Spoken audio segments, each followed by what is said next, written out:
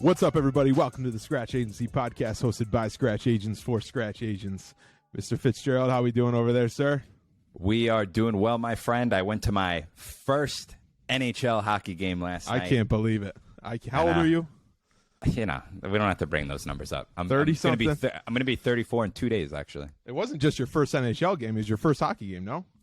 First hockey game, yeah. First I was trying to make game. it sound better than it was, you know. That's right. Exactly. How was it? But it was great. It was great. MSG. You can't go wrong with MSG. Not a bad place for your first game. Oh, the energy was great. The Rangers won. I know that's Steven's favorite team. Yeah, right. So. Yeah. Go Sabres, Doug, right? You know it. Yeah, that's right. I don't know if you can see it. I got my Sabres jersey in the back here. I like that. So that's from Doug when they did the Kraft Hockeyville thing. Every year they pick two teams and they play at a community rink. And my town, little town here in Clinton, got chose 3 years ago. So Kraft Foods puts it on, and what they do is they choose a different community. You know, you put an application, and then they come and play. Have practice all day, and then they play a preseason game in the town arena. And there's a funny picture on the NHL Instagram of me pushing some little kids out of the way to get Eichel and Reinhardt to sign my jersey. But I got it done, whatever it takes. I love it. I love it. That's right. Get it done. But everybody, we're super excited today to have Doug Benz on the show. He is the president of New Buffalo Insurance from Buffalo, New York, home of the Sabres. Doug, how are you today? Thanks very much for joining us. I'm great. Thanks, guys. Thanks for having me very much. I'm excited to be here. Why don't you start by introducing yourself, maybe talking a little bit about New Buffalo Insurance and the history and the story, and then we'll get into what we want to talk about. Yeah, right on, right on. So we are in Buffalo, and we're in the city. We're a block or two north of what I'd call the downtown district where the tall buildings are, so it's a pretty urban spot. And we just celebrated 6 years in business, so we are very much a scratch agency. Thanks. Yeah, I know. I remember on day one, it seemed like maybe this would never come. You know, it was like holy smokes. So yeah, it's been a great ride, and you know, I'm really happy that I did it. It wasn't necessarily my plan. It just kind of like maybe you guys too. It just sort of unfolded this way, and it's been really rewarding. So we have a great thing going. I think we have some awesome clients, and we have some really nice carrier relationships, and we got a great staff. So all good things coming from Buffalo these days. So tell us how it unfolded, Doug. How did you stumble into the insurance industry? And like, when was the aha moment where you're like, all right, I got to start my agency, you know? Yeah, right. So I worked in the newspaper and magazine business, actually. I was a photographer, and I did that. Started in college, and I had some really good success with it in my 20s. But I turned 30 in like 2008, and it was when the economy had sort of crashed, the Great Recession, and I think print media was especially hard hit. So it was like some foreshadowing of maybe what was to come. And, you know, I had a young family, so I thought, as much as I've enjoyed this, it's probably not something I'm going to do for like the next 30 or 40 years and retire. So I kind of just started looking around, you know, like what business can you get into that's a good business? I was stuck on the idea of residual income. You know, when I was taking pictures, I'd get paid to go take a picture basically, and that was it. So unless you can clone yourself, you know, you're limited. But I thought, man, if you build up a book of business and earn a renewal every year, like that sounds pretty great. So I kind of just, you know, I'm thinking like other things you got to go back to school for or need training for. It's a pretty low barrier to entry in our business. And I thought, you know, I'm just going to go get a license. And I found some guys that had a small shop, and they said, you know, here's a desk and a phone book, and if you want to come in and make some calls, if you write something, we'll pay you. And that was kind of how it started. So never looked back, and I'm happy to be here for sure. I love that because, you know, it's probably not the best way to get thrown into the industry, right? Like, here's a phone book and start making dials. But, you know, I've heard a few people when I was first at a nationwide agency, a few people that started like that. Hey, here's the phone book. Here's the phone. Go do your thing. It was at the moment I thought like, you know, I could be doing worse things than than sitting here making phone calls, as uncomfortable as it sort of was, honestly, to get a rhythm doing it. And I thought, like, I can do this. You know, I've done worse stuff. It's like it's not digging a ditch, you know, or something. So I just kind of plugged away, and it took some time, but you know, I started kind of focusing on contractors, and that was about the amount of support I got. There was, you know, if you get an appointment, you know, maybe we'll be able to go on it with you and kind of show you the ropes a little bit. But you know, there was no salary. There was not really leads to speak of. Maybe something here or there, but But it was go eat what you kill. So that was going great, and I spent a few years doing that. I was still kind of doing my other gig, and they offered me this opportunity to move down to Florida, to Naples, Florida, and kind of be the office manager, if you will, of a scratch startup that they were working on there. So I did that, and it went really well for about 3.5, maybe close to 4 years. And around the end of 2016, I was just kind of like, what's next for me? And I had this idea about starting an agency. And for a few reasons, I thought going back to, you know, my hometown, to Buffalo, would be a good place to do it, and it has been. So that was sort of it. I had a friend that owns this building that we're in, and I started with him, and he said, you know, I can give you an office. I give you free rent for a year. You sign a 3-year lease. And I thought, man, all right, I got an office. But then getting markets is, of course, a big challenge. And I'm like, well, I bet if I just kind of like put a sign up on this office and get a license, you know, for the business, I could get some appointments. And if I don't, you know, I'll have to find like an aggregator of some kind that can give me some market access. But it worked out great. We started asking for appointments around this time of year in 2017, and by April, we had enough market access to be dangerous, and the rest is sort of history. Beautiful. We just sort of started running hard. That's beautiful. And how big? What's the makeup of your agency now? Like personal versus commercial, and like what does your agency look like? Do you have any producers or staff? Yeah. So there are 1, 2, 3, 4, 5, 6 of us here, nice. including a part-time kind of clerical person, and I have a producer that you know, focuses mostly on commercial stuff. My wife Liz, who's awesome, handles most of the personal lines rating. Gotcha. And then we got a couple account managers besides that, Louise and Emily, and they're rock stars as well. So I pretty much focus on the commercial stuff. I don't know in terms of revenue breakdown exactly what the percentages is. I would say it's probably a little greater than the 60-40 that you often hear kind of by default, maybe more in like the 70-30 range. So good. Yeah. So if we let's go back to 2017. So you get the heck of a deal on the rent there. You get the free year. Was it you and your wife that just started building the agency? Did you bring a staff member on automatically? Was it just you? How did that look back in 2017 to start the agency? Yeah, it was just us for a while. So as you guys know, when you're starting out, there's not a ton of service. So I think we had Emily, who's here now, I think came and joined us part-time from the beginning.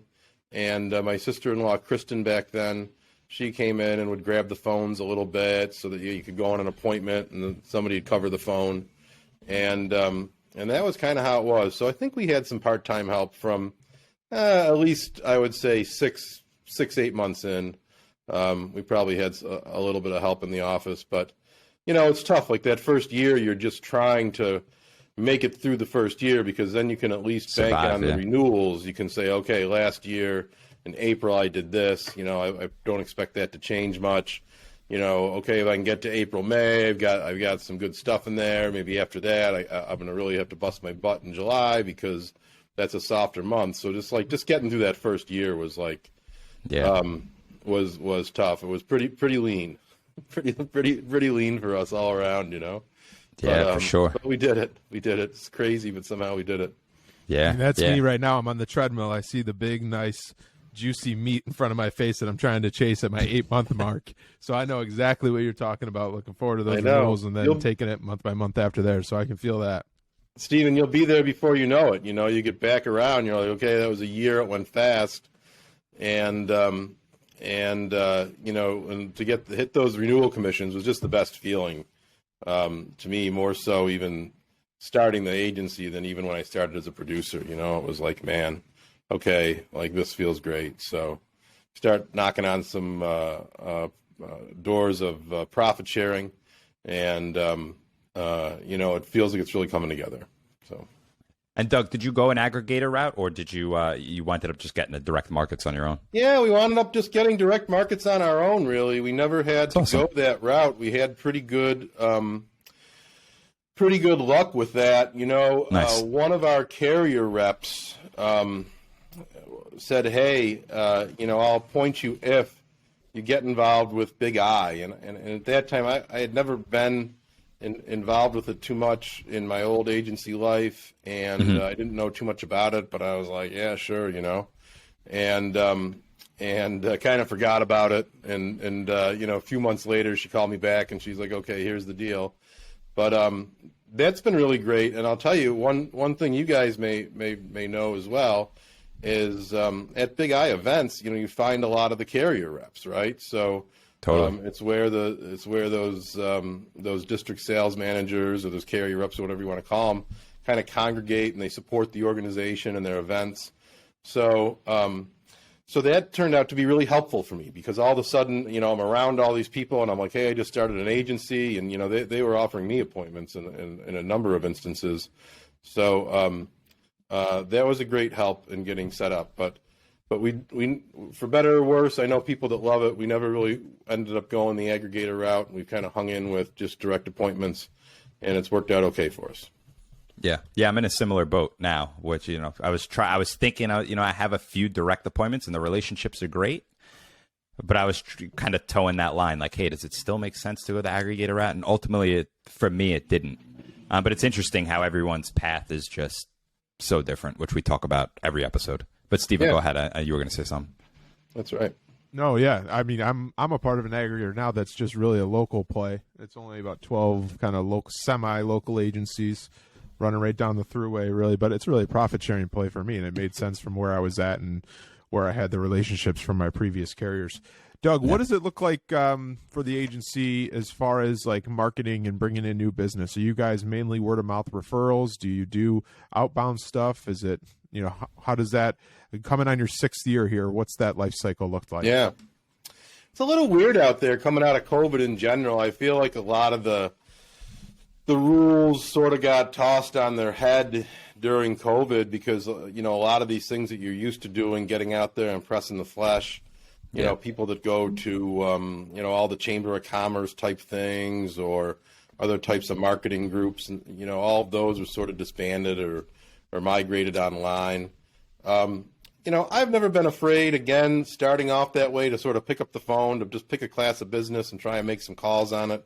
And, you know, I still believe that, you know, that's pretty effective. I think that at the end of the day, you know, you research your prospects and you kind of approach them and look for a way to bring value. You know, you can get an appointment a lot of times, and you can write some business. So we still do a pretty good amount of outbound stuff. And, you know, once you get rolling for a little while, you do get a natural network of referrals, or, you know, children of a personal lines client that's kind of buying a house and pulling the car off mom and dad's policy. So, so you get a little bit of organic growth that way. But, you know, I started a marketing group, like a networking group when I got rolling, and it kind of sort of migrated during COVID onto Zoom, and then everybody decided that they didn't want to go back to meeting in person. So I kind of, I don't love Zoom all the time for that stuff. So I kind of backed out of that a little and moved on. But, you know, I think that in-person networking and marketing works pretty well. I would say to someone, having done this, you know, when you start out, you're so happy to write anything that you'll kind of, anything that comes along, you put some time and effort into it, you'll write it. And now we focus a little bit more on our ideal client. Yeah. What do we want to write? What are we good at writing? What do those ideal clients look like from a personal and a commercial standpoint? And sort of just not be afraid to walk away from some of this noise that comes at you that can make you chase your tail. This accounts in certain types of distress or what have you that just maybe aren't in your wheelhouse. It's okay to do that. So what was the aha moment for that for the agency? Was it an experience you went through with a client that you necessarily don't see a good fit with the agency, or was it just, what was the aha moment? In terms of starting my own? No, in terms of developing your ideal client. Oh, yeah. I think just anecdotally, we were sitting around looking at some of these pain point folks and thinking like, geez, they're in cancellation mode constantly. And we're like, man, maybe the folks that are in those situations tend towards these like monoline personal autos that we have. And, we sort of made this decision that like looking at loss ratios and just business that wasn't profitable, sticky, for whatever reason, that it fit into some silos, that we just decided to say, hey, maybe those folks aren't our ideal clients. So, monoline, home or auto, unless it's a special circumstance like the child of a client is getting their own auto insurance for the first time, we pretty much stay away from anything monoline, no prior, that kind of thing on the personal lines, and same thing on the commercial lines. I suspect you guys too. You get calls on people that are trying to do crazy things. They're going to have a company with negligible sales, and they don't really have much lined up, but they're doing, they're going on 4-story roofs to do it, and they're they're going to weld gas lines on the skyscraper roofs or something part time. It's okay to say like, hey, this is not something that we really focus on or have a market for, and best of luck to you. Yeah, I couldn't agree more with that statement. That's for sure. I feel like, you hit the nail on the head with it. I feel like for me, that's kind of what I've focused more towards on the personal lines. Like I really try to stay away from monoline home, monoline auto. Now, listen, if it's a referral from a lender and they just want to close it because the deal's coming up real quick and they just got to get it done, I'll do it. But I kind of set the expectation that, hey, once you close and you're settled in, let's also take a look at the auto. And to make sure you follow up on that, you get them on EFT or they pay in full. Because, right. I feel like when you write the wrong client, oh, my God, the amount of time you put into the account, the back and forth phone calls about coverage and the back and forth phone calls about cancellation and having your VA send out, whatever the case is, you waste so much time, you wind up losing money on the account. You know what I mean? You do, right? Because it's expensive to service this business. Let's face it. Salaries, just from when I started 6 years ago, what a different situation it is for what you're paying your staff. And, now there is the availability of VAs, which is great. But, salary, I think the salary growth in our industry has been one of the biggest ones, reading some of this trade publication stuff. So around where we are, there's, a seasoned account manager that's got some, junior account managers under them. They might earn $100,000 all day long. So it's probably even more down where you are, Sean. So it's a competitive landscape out there. And, sure. If you have someone that's earning that kind of money, distracted by someone that's in cancel mode, constantly or something, what's the value of that client? Do you guys utilize VAs, Doug? We don't actually. I've used a VA in the past for a telemarketing campaign, and I'm just getting ready to do the same again. We're getting ready to embark on another VA telemarketing campaign, but I haven't used them for office support stuff. But I kind of feel like that's our next move, for sure. What about you guys? Sean does. Yep. It's just me right now, but Sean does. Yeah, I've had one for about 2 years. I have her through agency VA. Yeah. And I started initially, they had like a round robin option of VAs they have. And for me, it wasn't a good fit because I have processes and procedures in place. And every time someone new came in, I had to, and it didn't work. And that should have been common sense, but whatever, I learned the lesson. Now I have a dedicated person, like I said, I've had for about 2 years, and she helps with a lot of the back end support stuff. So Doug, I don't know if you have any issues with this, but a few of the direct carriers I have, especially since I'm in a more coastal area, some of these companies, regional carriers, don't download. Which sounds crazy, yeah. But they're admitted carriers.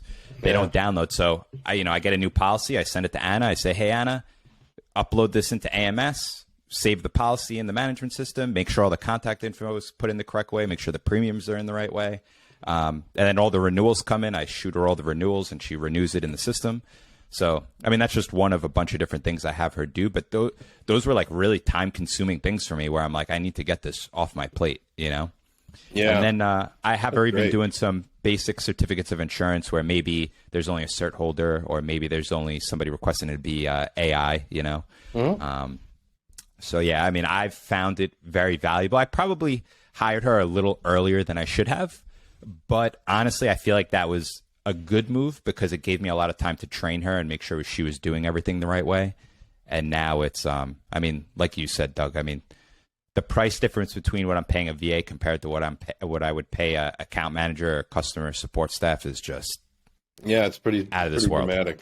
Yeah, huge difference. And I think, Sean, not to speak for you, but I want you to touch on this. I think as you go with this VA, after being with her for a couple of years, you're learning more of what works and to delegate to her and what works better to have the VA do versus someone else, right? I mean, totally, just based on our conversations. Yeah, and I mean, what I've done, and I might have touched this on a previous podcast, but what I've done is I've built a list inside of Google Sheets, and it's a task list, and I think now it's at like 35 tasks or 40 tasks, somewhere around there, and it says, how to generate an auto ID card and if you click on it, it's a Loom video of me sharing my screen, how to create an auto ID card, and it's literally all the processes written out, and every process has a video. And I share it with her so she can go through, like if I'm ever in a meeting and she can't remember how to do a certificate of insurance with an AI wording, she just goes to the Google Doc, hits the video, and it's right there. So, yeah, I feel like as long as you have the training, and that took a long time to set up. And like Steven said, because I brought her on when I wasn't extremely busy, that gave me a lot more time to create that task list, create those videos. And I mean, it's been very smooth. But it's just like setting that foundation we talk about. It took you a long time to set that Excel sheet up, and think about how much time that saved you from having to jump on a Zoom call and show her how to do it, or just do it yourself. Yeah, right. Totally. And you know how many times I get those for those people that use Loom, you get like notified every time someone views a video, and I'm constantly like, oh, she looked at this, she looked at this, she looked at this, she looked at this. So, and I'm like, wow, and every time I see that, I'm like, wow, that saved me a 20-minute phone call with her to explain how to do it, So yeah, Doug, I know we were talking on Facebook about that. Did you take a look into that Loom, or you were on Boom Boom? Was it? Yeah, Bomb. Boom Boom. Bomb we're using. Boom Boom Bomb. So just for the record, I'm sure a Mexican restaurant called Boom Boom Mex Mex, so that's why it's in my head. Yeah, so Bomb works pretty nicely for us, and I think it's similar to Loom, in terms of you get a notification when somebody opens it, or how many times they viewed it and things like that. So, although I hear Agency Zoom, which we use, now has that capability, so I want to check that out as well. But that's a great way to do it, and I haven't done that, Sean, in terms of documenting a process in that way, but in terms of growing, that's like so brilliant, because the next time you bring on a VA and the time after that, you have all this stuff like ready to go, so nice. Yeah. It's like extremely valuable, I think, to document all that stuff and have that ready, because it allows you to scale, without so many growing pains. Yeah. And I did the same thing with the producer I just onboarded. So within Loom, you can make like subcategories and folders and stuff. So I have a producer folder, And in that folder, it might be how to create an Accord 125, 126, how to do a submission to Utica National, how to, quote this on the PL Rater, like things like that. And that's awesome. It's pretty cool. You can build that almost like a whole training program within Loom, Yeah, I should check it out. Because BombBomb's more like you do a video that you're sending out. Mm. I don't know. Let me know if you want to. Let me know if you want me to set up a demo with Boom Boom, Doug. They're great. They'll get right back to you. Yeah, right. First sponsor of the podcast, Boom Boom. There you go. You check out Boom Boom. Love it. Doug, here's one thing I really wanted to dive in on the podcast today. Obviously, with the Scratch Agency podcast, a lot of things we want to talk about are experiences we go through in our Scratch Agency journey, things that we learn from trials and tribulations. And I think you just experienced one of those exact things with a recent snowstorm that you guys had, and an influx of claims and different things like that. So I'd love to talk about that and how you handled it, maybe things that you learned from it, things that you had set up that you did well, that you could provide some value to the agents listening. Yeah. It's crazy going through something like that. And I was in Florida and down there, we were expecting something, more than we are in Buffalo. So, and I'd been through some tropical storms and, some stuff where we had claims down there. Here, never really, anything so bad, I mean, we've had rainstorms when you get a bunch of people that have water back up or something like that, but nothing like the severity of that event that was just this past Christmas Eve and Christmas Day, where it was like a frozen hurricane that sat on our city over Christmas weekend. Part of the really trying part of it was that there was so much loss of life. I think the final death toll was like 47 people, which is a lot of people for a snowstorm. That's pretty unusual. It was the most ever, in the history of this city. So, I was snowed in. I was stuck at home. The internet was out at the office for almost that whole week. So it was just kind of like by the day after Christmas, starting to dig out a little bit. And I wasn't sure what to do, to tell you the truth. I mean, I know we had to respond to our clients and get some messaging out to them, but I didn't have a plan in place, and that's going to change. But, we just kind of did what we thought was right, and we communicated as much as we could via social media to everybody to say, hey, if you've got damage, kind of like do what you can to prevent further damage. And take some pictures and reach out to us, and just sort of expressed some collective sadness, I think, for just how awful it was. Again, Christmas Eve, Christmas Day, people are freezing to death in their house and their car and stuff. So it was really trying. But now, filing those claims, managing those claims, checking back in on those claims, that has allowed us to kind of tweak our claims process because it's been such a volume of them that we're not used to. So everything's going pretty smoothly. There's people that have broken pipes, have a ton of damage. They're getting huge checks. All of the carriers it was a recognized catastrophe, and they've been really excellent, just kind of showing up with their checkbook, trying to get people back in shape as fast as they can. Thankfully, while we had a lot of property damage, we weren't touched by any loss of life in the agency. So all of our clients made it gratefully. But a lot of broken pipes, even in places that didn't lose power. I think, if you think about like putting a fan on a hot dinner or something, it's going to cool it down really quickly. I think that, 80 and 90 mile an hour winds, beaten down on a building that the heat's on, and it just sucked the heat right out of them, and pipes were bursting like crazy. Yeah, that's the toughest part. I had nothing as severe as what you guys had up there, Doug, but I've been seeing a lot of pipe breaking incidences over the last couple of months with it's like an extreme temperature shift. One day it's 50, one day it's -7. You know what I mean? Yeah, right. But that is a tough thing to deal with. And I think that claims process will come and find itself out. That's something I'm working on too, because I'm in a little bit more of a coastal area than you, so I need to button that up myself. I mean, I think one of our roles, I say this to folks in the office sometimes, we're kind of like counselors almost to people, Yeah. you know? It's like sometimes people are in these situations, they just want to get it off their chest what they're dealing with. Maybe hear somebody say it's going to be okay, it's going to work out somehow. Yeah. And certainly through this, we saw that. But, you see it at other times too. People, their business is in distress, or they're, on the personal line side, maybe someone in their family is sick, or, they're just going through a tough time, and it kind of kisses the insurance side of things. And I think to just say, like, hey, listen, hang in there, keep your chin up. It's going to work out. I've seen much worse situations and people come through them. And I think there was a lot of that, just for sure. A lot of people that didn't even really have a claim, didn't, like, maybe, they've got a $2,500 home deductible and their fence blew over. They just kind of want to talk about it and bitch about their neighbor who they've been asking to take that tree down for years. And people want to be heard.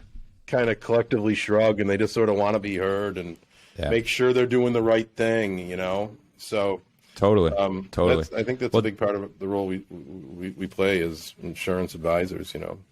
I couldn't agree with that anymore. But Doug, let's wrap things up. Before we wrap things up, I should say, let's talk about that black tie event that you set up, because I think it's a really cool event. It's different. I haven't heard of anybody else doing it. It's in like a very prestigious area of New York City, and I think it's just something very cool and different. So can you touch up on that a little bit? Yeah. You boys coming down to the city. It's 3 weeks from today, I think. Can't wait. We That's hit right. the ground running. So we got the blue and orange suit. Yeah, that's right. That's right. I love it. I've been lucky enough to be part of, some mastermind groups and some groups of agents that get together and talk about, how to solve problems and succeed and grow and all the things we're talking about a little bit here. And, I feel grateful to sort of be included in a group of some folks that are real heavy hitters, especially having just started out. And a few years ago, I was a pretty new agency owner, and Hanley was a great one to invite me to be part of a few different things, and introduced me to some guys like Chris Paradiso, who I just can't say enough about, and consequently got to know David Crothers and some other people, folks that we all have gotten to know. So I've benefited a lot, I feel like, from friendships with folks like this. Wesley from Agency VA and Daniel Song, who was a great guest on your podcast recently, Scott and Bradley and those guys. So I just thought, it'd be nice to have something in New York. I noticed in various meetings around the country, people are like, "Oh, you're from Buffalo." I'm like, you spend a lot of time in the city, and I'm like, well, I'm about as far away as you can get in New York State from New York City, but I do like to get down there, and I have some clients down there, and I like to visit whenever I can. And I just kind of kept hearing, boy, I wish that, hope I have a chance to go to New York for something. And nothing's in New York. It's a little pricier, but, in terms of conventions and conferences, I just hadn't seen anything that was right in the city. And, of course, they're battling back in this post-COVID world. So I thought, why not get a group of people together and head down to the city and go on a little field trip. So we got a couple meetings. We're going to pop around, and a number of people, I'm really happy to report, are bringing their wives. And then you got to cap it off with a nice dinner, right? So we're going to get dressed up, and we're going to get dressed up and have dinner on to cap it off Thursday, March 2nd. So I think some people are going to hang out for the weekend a little bit. So I'm pumped up about it. I'm really excited. It feels very real because it's coming right up now. Yeah, it's coming quick. I'm excited. I'm excited for it, and I appreciate you including us. I'll pick on myself since I started picking on Sean, but I've lived in upstate New York now for 28 years, and I've been to the city once, but I don't count it. So I say that I've never been, because I went to a Yankees game, and we got on the bus in Utica, and we drove down, and we got off the bus, went into the stadium, after the game, got back on the bus and left. So I don't count it. So I've actually never been down to experience the city. So it's going to be, like you just said, we're going to go down for the weekend, and Sean and I are going to get together and stuff. So I'm really looking forward to it and appreciate you including us for sure. Yeah. Yeah, the Bronx thanks, does count, Steven. That's okay. But is visiting the city. But my wife's putting together some spouse activity stuff. So, we're all pretty much staying in Midtown, but hopefully we get down into some of the cooler pockets like the West Village or something, is the area I love. But, part of my thinking in this is trying to sort of marry some of the old stalwarts to some of the newer, younger scratch agents and kind of, get everybody dialed in together. Because like I said, it was just a great thing for me. You go spend a weekend with some people, you connect on social, you're maybe on a group text or something going back and forth with a few people from it. And it's just a great way to support one another in this business. It's not easy. We're all learning new stuff every day. I don't think you ever start kind of getting surprised here or there by stuff in this business, and just to support each other and help in that way, it's great. Absolutely. Looking forward to it. Well, Doug, we ask everybody this question when we wrap up, but if you woke up tomorrow morning and were challenged to start another scratch agency from scratch tomorrow, what is one piece of advice you give yourself or something you would do differently? Yeah. I'd say, hammer out your processes right out of the gate. Look at the technology that's available. Even though you're small and you think maybe you don't use it, need to use it yet, just think of your business as if you were really large, and start out your small business with that mindset, because I think as you grow, that'll eliminate some of the hiccups and the curly cues that you run into, that create just the feeling of being a little overwhelmed, or our hair's on fire, the phone's ringing off the hook, and we can't even answer the phone fast enough, because there are some ways now to help with that service and to quarterback it with some technology and just things like that. So I'd say, figure out the processes, research the technology, and implement it from day one. A lot of it's pretty cheap, and it does some really cool stuff, Absolutely. So just share briefly how they can get in touch with you, maybe follow along, if anybody wants to reach out or just follow you on social or whatnot. Yeah, right on. Thanks. Yeah, I'm an open connector on social. If you want to reach out, Doug Benz on Facebook. I'm Buffalo Benz on Instagram. You can probably find our agency pages through there. But, always happy to connect with anybody. So reach out anytime, please. Well, very good. We're looking forward to seeing you in a few weeks down in the city, and appreciate you taking the time to join us today. That would be great. Appreciate everybody, you guys inviting me on. Thank you so much. Absolutely, no everybody. That's another episode of the Scratch Agency Podcast. Thank you for joining us. Do us a favor, like the show, share the show, and subscribe. Most importantly, remember to dig down deep, believe in yourself, and own your own future. We'll see you next week. Take care. Thank you so much for listening or watching that episode of the Scratch Agency Podcast. We really hope you enjoyed it. We hope to see you next time. If you have any questions, you could reach out to myself or Steven on Instagram or LinkedIn, and we'll see you next week.